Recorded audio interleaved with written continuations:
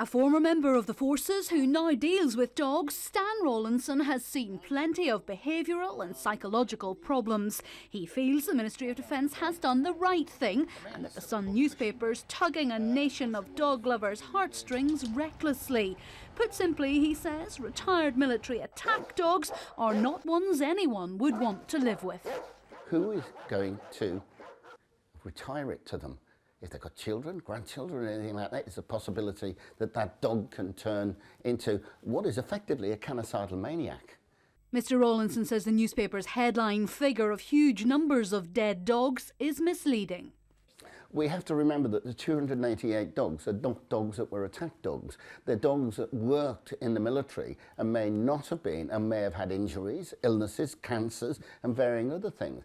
A very experienced officer in the veterinary corps that will have assessed this dog and said this is a danger in the future to the general public. We're not talking a bite, we're talking about killing.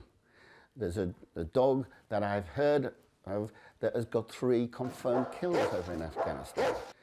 You imagine that happening over here.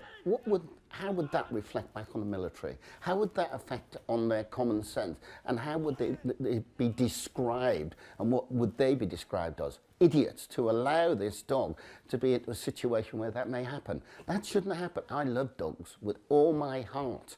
I adore them. But in the end, there's certain dogs that you cannot live with. But the timing of the euthanising of the dogs at RAF Valley just after Prince William's departure was the MOD's mistake, according to the dog expert. I think it was very stupid of them and very, shall we say, short-sighted of them to do it within the time frame they did. They really need to think about this. They need to think of what that response to that situation would be. They're not totally insular. We're looking at the armed forces on a day-to-day basis, and that was very stupid of them. Julie Knox, Forces News, London.